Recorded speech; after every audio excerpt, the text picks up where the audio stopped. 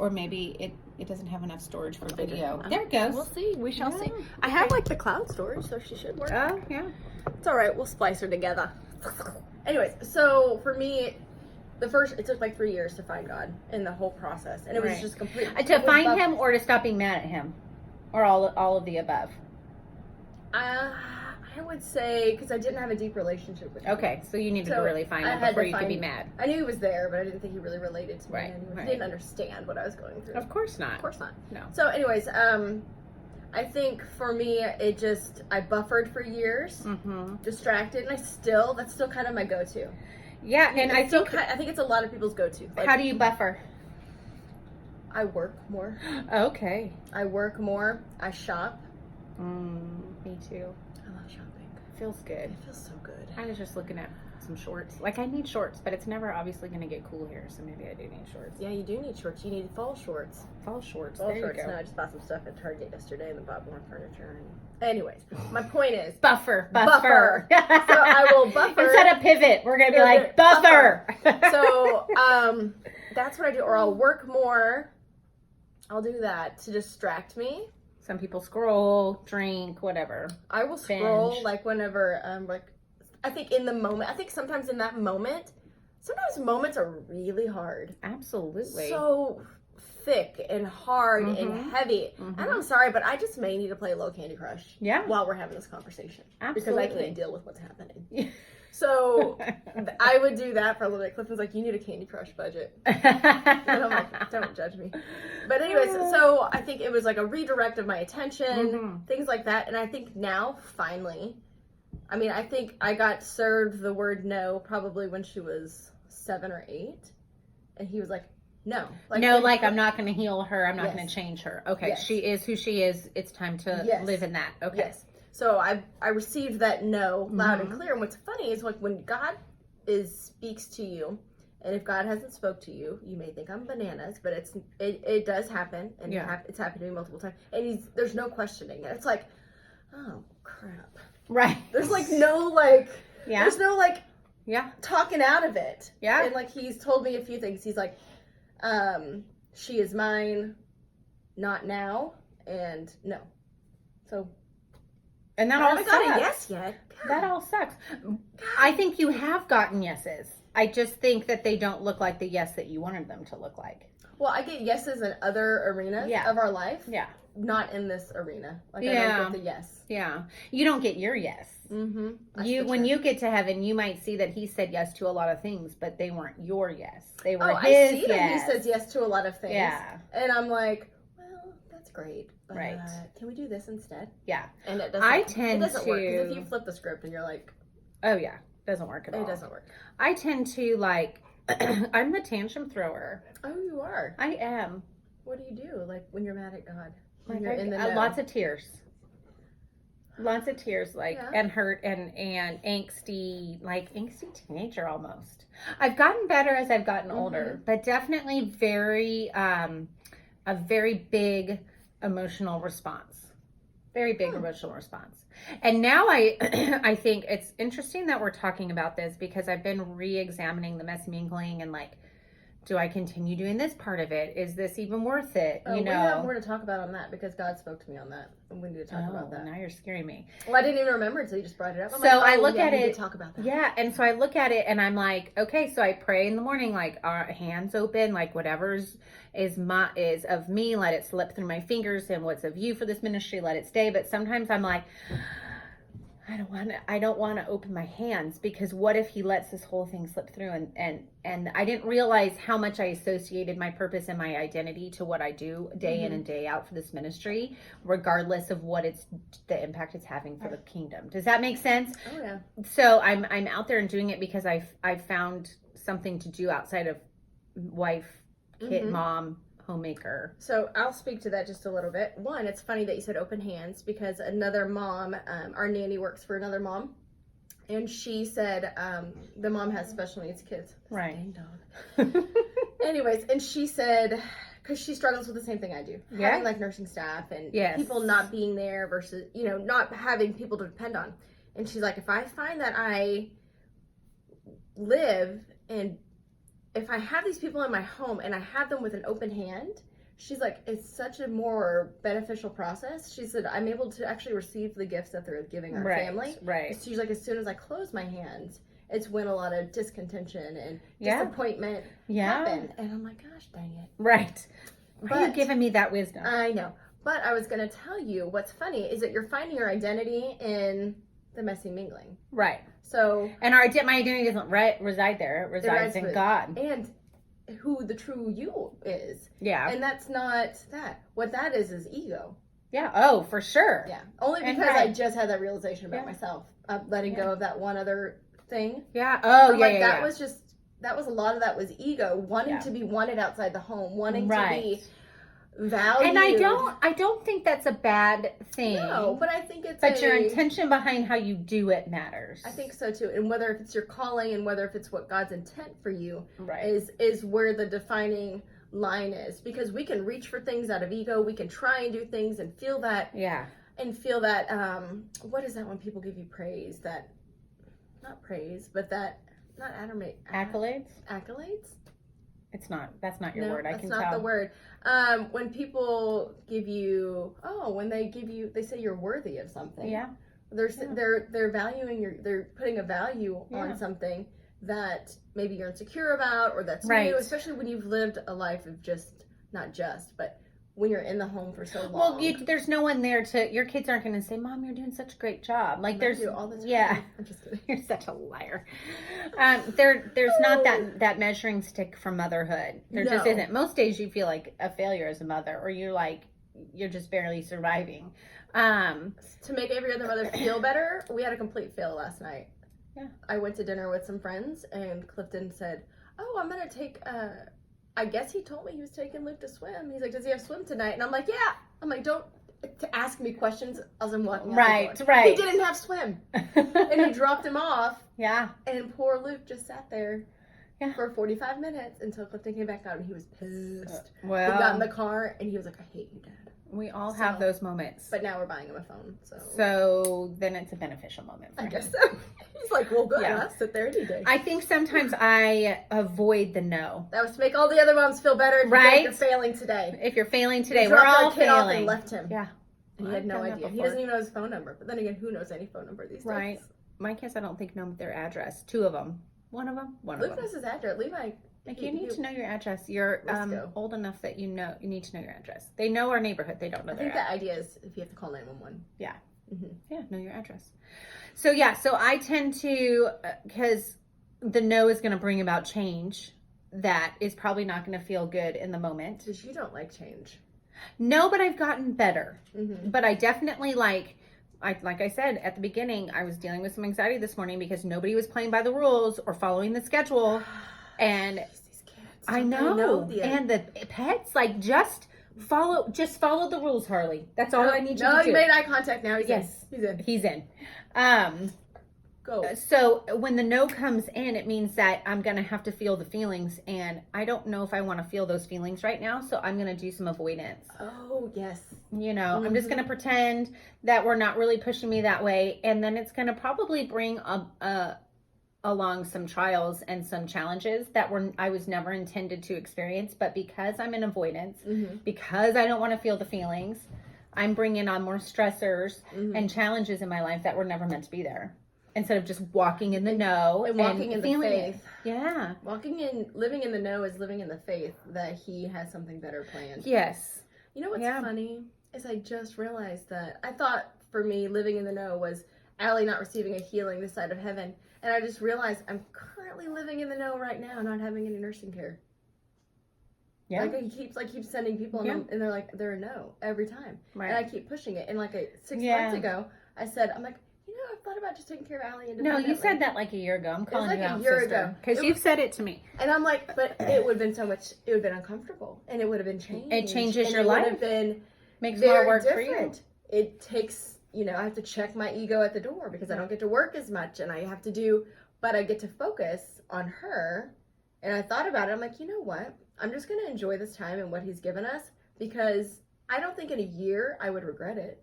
No. Not at all. And I was thinking about you either yesterday or the day before, and I thought maybe he's just giving you time with her. I think so too. I think And time that you'll never, like you said, regret or want to. No. Yeah. I think it just needs to look different. We've lived the same way for 12 years. Mm-hmm. In our life, I think every family has to do a audit. Yeah. To some extent, because you're in different seasons. When you've got all the little people, it's a different life. And Oh, then when for they get sure. bigger, it's a different life. And then they get even bigger and it's a different life. Yeah. And then they become adults and it's a different. Yeah. And I It think looks you different. have to take inventory. So for Clifton and I, what we've done for the past 12 years is this.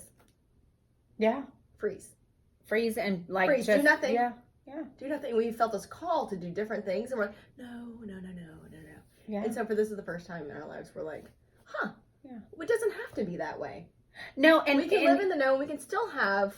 It's positive having an things. eternal perspective and knowing that, like you said, trusting and having the faith that in the know, that doesn't mean your detriment and that life is over. It means that there is something that God is moving you towards that is Mhm. better for you. There's beauty. There can be so much more beauty and much more empowerment living in the know. And I almost want to piggyback, not almost, on what you said about Allie and saying a year ago that you wanted to take nursing out so you could spend more time with her and just be you and Allie and kind of have some freedom in your family. I was thinking while you were talking about that, young moms that feel benched when the babies are little and all you can do is keep them alive and your life. I was just watching an Insta story and they were at like my gym or something. Wasn't even someone I knew. It was someone famous, I guess. And I was remembering back to those days when my life was so engrossed in baby activities. Like everything we went to was story time at the library and my gym, and it had nothing to do with my life. It had everything to do with theirs. And you feel benched, you feel not used by God, you feel like, well, I wish I could do this, but I can't right now because I have these babies. And so then there goes your resentful too. You have to kind of watch that. But there goes your value and worth. That starts deteriorating a little bit. And I remember when I quit teaching and a lot of the other teachers said, you will never regret leaving teaching and staying home with your children because teaching will always be there for you. And this is your time to be home with your kids. And so a lot of times we think, well, I'm stuck at home with these kids. This is God. We misconstrue his no. We think I'm stuck at home with these kids. I can't do whatever it is that God's calling me to do. And so he's giving me a big fat no for this ministry or whatever it is, this job, this life. And I want to tell you, that's not him telling you no. That's him giving you a gift of time with your children. And it's not always sunshine and lollipops. It's a hot mess most of the time. But even that hot mess is a gift, And so as much as we're talking about living in the no, sometimes we misconstrue the no. And it's not God telling us no. It's him actually saying, here's my gift to you. I think of the messy mingling. I would love for it to be so much bigger. Not bigger, but I would love to do so much more with it. Let's just put it that way. And I wish it would go faster. Like, let me do all the things. And when I take a breath and I take a moment, I think I've talked about this on the podcast. God is giving me, he knows that my heart's desire, delight yourself in the Lord, he'll give you the desires of your heart. And sometimes we think that means, okay, well, I'm doing everything right by God. I'm playing by the rules. Right? I'm playing God's game. I played by the Delight rules. in the Lord, right? I'm playing by the rules. I'm doing everything he said. And what is this crap? My desire literally Allie's first 3 years of my life. My I'm desire like, of my heart is to have a daughter who's healthy that I can Yeah. watch get married and go get our nails done and go shopping with. That is not what you gave me. No. Right?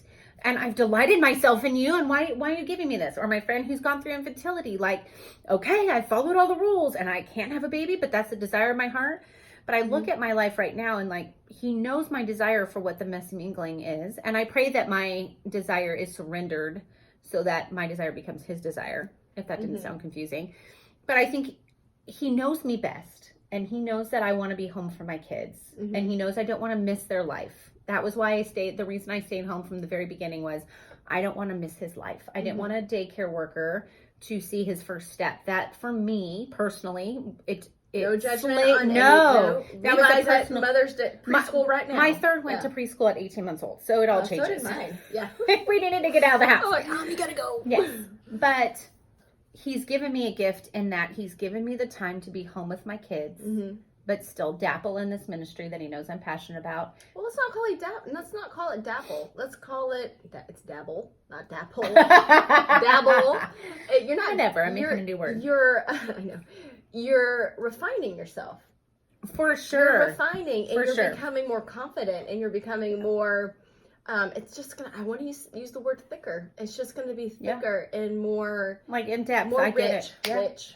There's the word. And a lot of us though would say, well, you haven't progressed. God hasn't progressed it long enough or fast enough. It hasn't gone where it should go. Who are And those people? 'Cause I'm they're looking not to my friends. left and right. No, I'm not saying friends. I'm Okay. saying like you are mentally looking at what you have before you, and it's not looking the way that you have envisioned it to look, right? And you're looking to your left and your right of people who are doing what you're doing, and they're so much farther along than you. And that's a whole nother podcast.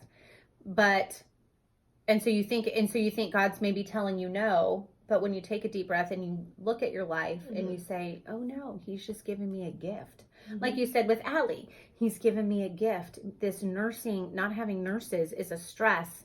And him saying no, you could have a pity party about that. And you would be rightly justified in our world, in our culture. Absolutely. Because you've been given the short, in our culture, people would probably look at your life and say, you've been given the short stick. Yeah. And it really sucks. And you could sit in your pity and all of that and be totally justified. But you have an eternal perspective and you look at this as an opportunity for time with your kid. To the point where I don't know if I will even... if I have the right one, then I will have them. Right. But I have found this confidence in my voice that I before, like, okay, I guess we'll try, we'll work. No, now Right. I'm like cutthroat. Yeah. I'm like, no, Right. you seem a little salty. You're not going to work out You're here. not going to work out here, too salty. I had one cry. God almighty. Did you make She someone did. cry? I didn't make her cry. Come on now. No, I'm just kidding. It's possible, but no, I didn't. She was like, it's just, I honestly think when people walk in my home, sometimes there's an energy in my home. Even like, I've had this experience with a lot of friends. People will just tell me things.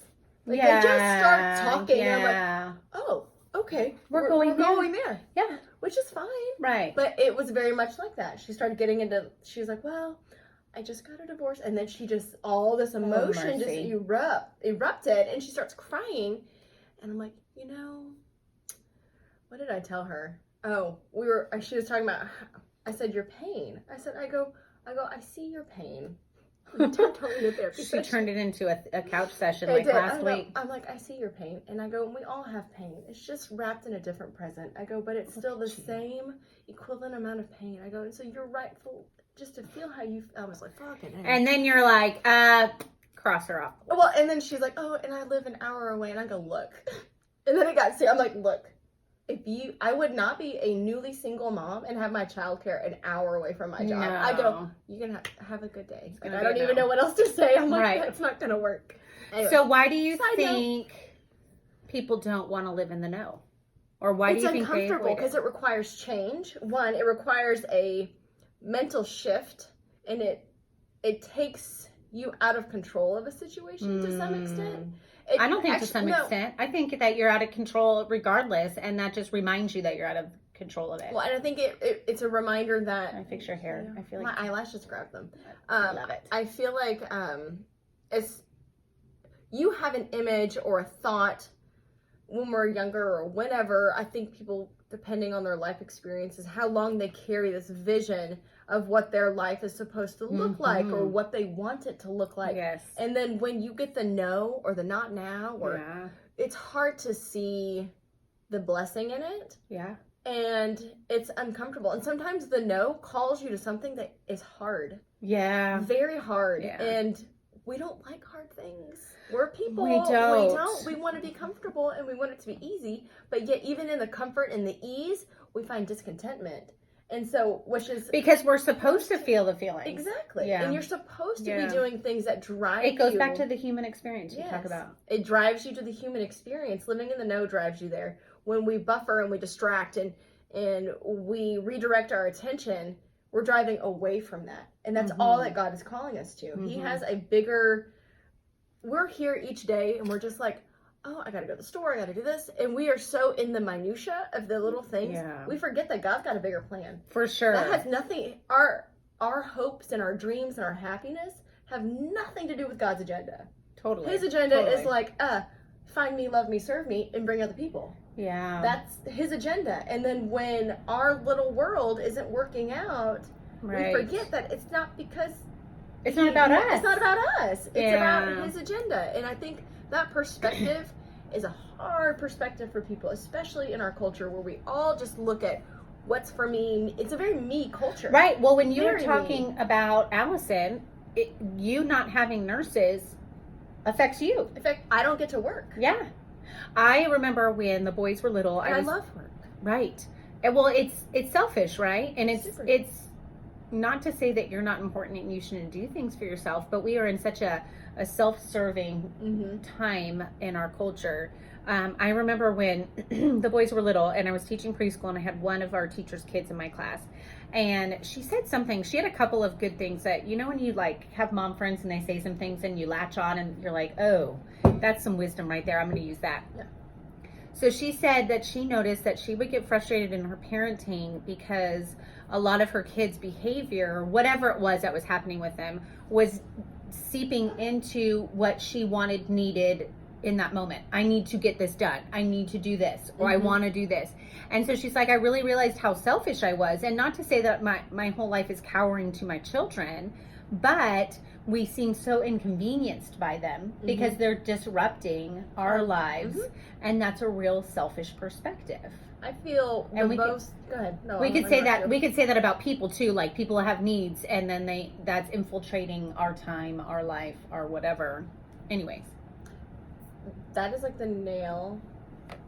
Hammer on the head, nail in the head, coffin. Nail, no. That's kind of that is a saying. I know it is, but Hit the nail on the head. boom, there Woo, we go. woo. Oh, see, this is what happens when I don't work and I stay at home. I'm so close to It the turns human to mush. experience and I can't think. It's like summer all over. I find myself the most discontented when I'm pulled in multiple directions. Mm-hmm. When I don't feel like I can give, and it's been a season of this over the past like 6 months of me reaching, even though it was ego.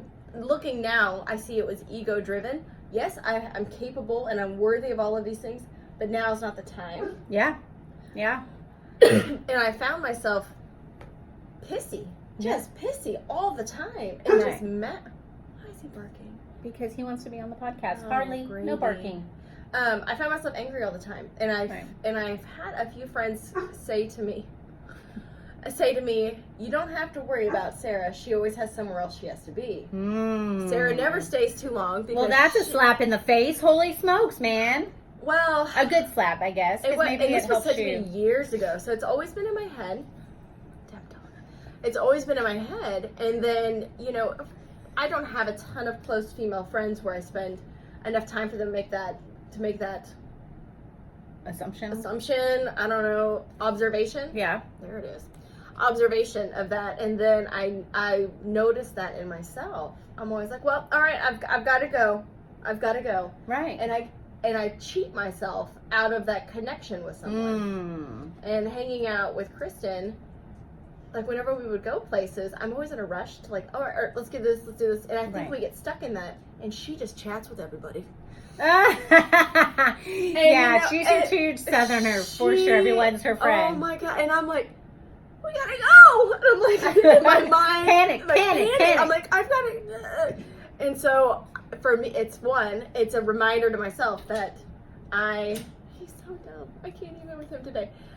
It's a reminder to myself to stop and live in that moment.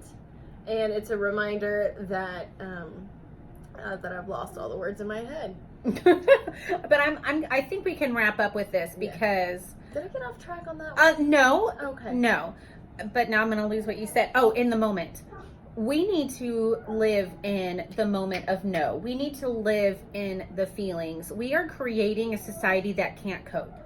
We're creating a culture that can't deal. We have so many people that are suffering from depression and anxiety, and they can't live life because we all feel like everything has to be this curated happy instead of the human experience that you're talking about. And living in the moment and living in the no and living in those feelings. Because I'll tell you what, you're not going to feel that way forever. No. And I You're think that's not. what people think. And Yes. I told Clifton this just the other day. I said, I feel like we've been running from the greatest gift that God has given us. Right. We get to be in the human experience on a daily basis. You are reminded every day how precious life is. Absolutely. And some people might look at that as terrifying, and you and Clifton have chosen to see it as a gift. It is a gift. It's a blessing. And the Mhm. more we... I agree. And it's not comfortable at all. No, but I think, And I think- you appreciate the discomfort. I think Not that you wouldn't want it to go away, but at the same time, I think you learn to appreciate it and to understand. You understand it a little bit more. I'm just grateful for it because it spills over to other parts of our life. Yeah. Like I was hugged by one of her physicians the other day.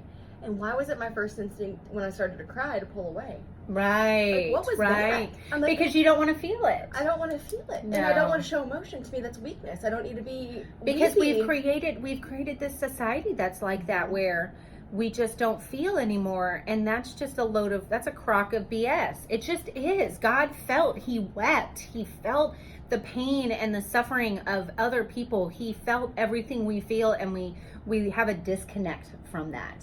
Because it doesn't always feel good. That's why No. there's a disconnect. And I think it's part of this Yeah. this wave in our culture to everyone's happy and pretty and perfect. Yes. But we all have a lot of money. Yes, I It's all remember. great. Oh, yeah. I remember when my friend came to church with me, and she's like, everyone looks like they stepped out of a magazine. And it's time that our churches we don't have to come in looking disheveled, but it might be good. But it's time that we celebrate the salvation, but talk about the how to get there, the redemption. That road of redemption isn't like, yay, I accepted Jesus, all is happy. No, that is a hard, dirty, messy, ugly road. That is living messy. And the moment you accept Jesus doesn't mean that everything's sunshine. No, if anything, you're putting light on the worst parts. Oh, for You're sure. shining light, and you're coming out of the cave of all of your deep secrets of things that you tear yourself apart about, and you feel not worthy because of fill in the blank. Yeah. You're exposing that to other people who are like, me too. Right. And Me we're too. you know what's so funny is we're Not so me too. Hashtag. Right. No, but the other me too. I relate me to you. I relate. I think a lot of us are so terrified to tell our stories because we don't think someone's going to say me too. And I can tell you how many times someone said me too to me rather than how many times they haven't. Has anyone ever been like, oh my God, you're so dumb? Never. If anything, the moment I was You're vulnerable, so weak. never. Never. I had a woman come to me and say, I appreciate your Insta stories so much because you get on there without makeup on. Mm-hmm. And that made me feel more confident in not having to wear makeup everywhere I went. And that sounds so simple, but it's just one of those masks that we put on to make and I'm wearing makeup right now, so I have nothing against it. I just don't ever like to put it on. I like to put it on. I don't do it because I don't have time. I got places to be like you, Sarah. She's got an agenda. I got an agenda. Megan is the only person I've met that's on the same type of schedule that I Right. am. By the way, Megan's always got somewhere else to be, and that's not a cut at you. No, That's it's just the way it's it just is. the way it is. Well, because I think my thing that I need to chill out about is I try to fit, this is totally off track, everything that I need to, all the errands I need to run and things I need to do in the time that my kids are at school. Well, you know what? And why do you do that? I don't know, because I don't want to take them with me. But now they're old enough to where they can stay home and I can go run errands, or I don't know. I just don't like to do anything after school. I've just gotten lazy. I'm a homebody. I don't know. But anyways, I think we've gotten to a place where everything is curated and pretty. We live in a very pretty world. Think about the people I follow on Instagram. Their homes are beautiful. Even the messy homes. Like I'm thinking of one person in particular, like, yeah, your house is messy. But your house is still gorgeous. So we have this curated life. It's almost like, what was that movie with Jim